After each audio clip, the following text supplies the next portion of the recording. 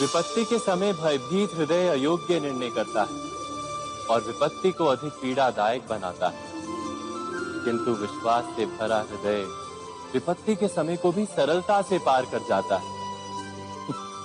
अर्थात जिस कारण से मनुष्य हृदय में भय को स्थान देता है, भय ठीक उससे विपरीत कार्य करता है।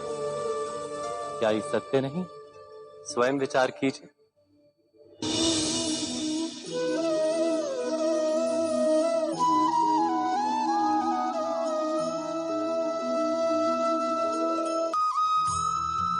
जीवन में आने वाले संघर्षों के लिए जब मनुष्य स्वयं को योग्य नहीं मानता, जब उसे अपने ही बल पर विश्वास नहीं रहता, तब वो सद्गुणों को त्याग कर दुर्गुणों को अपनाता है। वस्तुतः मनुष्य के जीवन में दुर्जनता जन्म ही तब लेती है जब उसके अंतर में आत्मविश्वास नहीं होता। आत्मविश्वास ही अच्छाई को धारण करता है। ये आत्मविश्वास है क्या?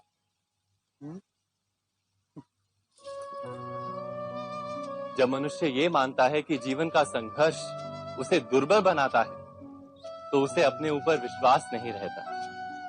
वो संघर्ष के पार जाने के बदले संघर्ष से छूटने के उपाय ढूंढने लगता है। किंतु जब वो ये समझता है कि ये संघर्ष उसे अधिक शक्तिशाली बनाते हैं, ठीक जैसे व्यायाम करने से देह की शक्ति बढ़ती है, तो प्रत्येक संघर्ष के साथ उसका उत्साह बढ़ता है।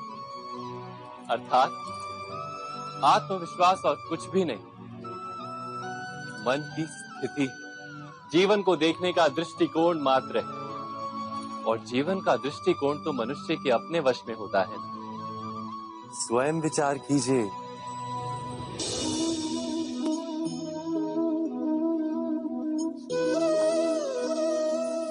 सत्ता की लालसा सबके हृदय को घेरे रहती है। प्रत्येक व्यक्ति अपना एक राष्ट्र निर्मित करने का प्रयत्न अवश्य करता है। फिर वो राष्ट्र कुरु राष्ट्र की भांति बहुत बड़ा हो या फिर अपने परिवार तक सीमित हो, वो सत्ता प्राप्त करने का प्रयास अवश्य करता है। किंतु सत्ता का वास्तविक रूप क्या है? क्या हमने कभी विचार किया है?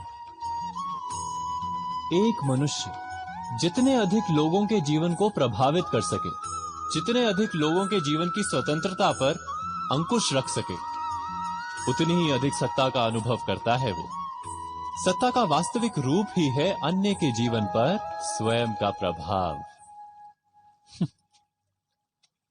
किंतु क्या वास्तविक प्रभाव प्रेम, दया, करुणा और धर्म से निर्मित नहीं होता? जब भी मनुष्य कठोरता और अधर्म से सत्ता प्राप्त करने का प्रयत्न करता है, तब वो दूसरों के हृदय में विरोध अथवा विद्रोह को जन्म देता है। और परिणाम कुछ इस प्रकार। हाँ, कुछ समय के लिए वो स्वयं को प्रभावी और शक्तिशाली अवश्य पाता है, किंतु वो वास्तविक सत्ता नहीं। यही कारण है कि भृगु और वशिष्ठ जैसे ऋषियों की आज भी पूजा की जाती है, रावण और हिरण्यकशिपु की नहीं।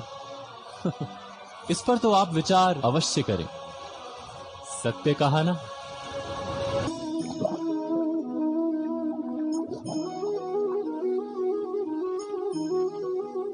इस संसार में आने वाला प्रत्येक बालक संपूर्णतः संस्कार रहित होता है। उसके अंतर पर ना किसी अच्छे संस्कार के चिन्ह अंकित होते हैं, ना ही बुरे संस्कार के। अर्थात जन्म से बालक में ना कोई गुण होता है और ना ही कोई दोष। तो ये दोष अथवा गुण किस प्रकार प्राप्त होते हैं? क्या हमने कभी विचार किया है?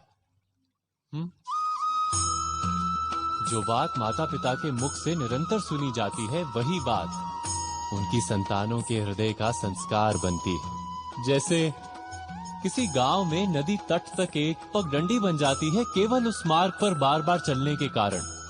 अर्थात माता पिता के हृदय की इच्छाएं उनकी संतानों के हृदय का दोष अथवा गुण बनकर जन्म लेती है। क्या ये सत्य नहीं? पर फिर भी जब उनकी संतानों में कोई दोष दिखाई देता है तो माता पिता आश्चर्य और दुख से भर जाते हैं।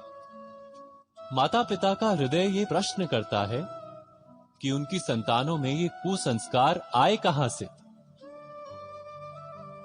सत्य तो यही है कि माता पिता अपनी संतानों को अनजाने में ही कुसंस्कार के बीज दे देते हैं, जो उनके संतानों की हृदय भूमि पर कुसंस्कार का वृक्ष बनकर उगता है। अर्थात अपनी संतानों को सुसंस्कारी और धर्ममय बनाने की आशा रखने वाले प्रत्येक माता पिता को प्रथम अपने हृदय की इच्छाओं पर अंकुश रखना क्या अनिवार्य नहीं?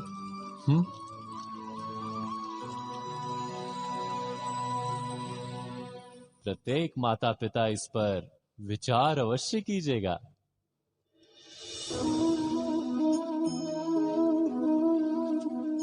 मनुष्य का स्वभाव है कि वो स्वयं को, अपने परिवार को, अपनी संतानों को अधिकतम सुख प्राप्त हो ऐसी इच्छा रखता है।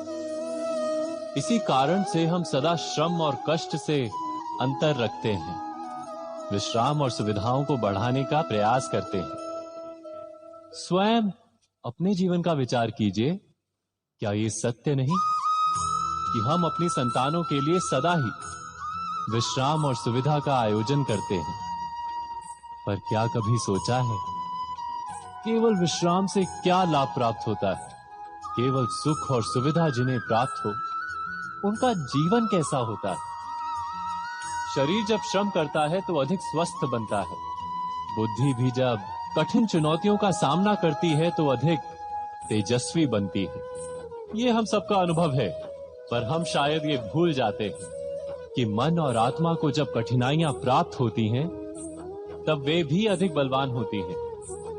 अर्थात जब भी हम अपनी संतानों को श्रम और दुख से दूर रखने का प्रयास करते हैं, क्या वास्तव में उनके सुख का मार्ग बंद नहीं कर देते?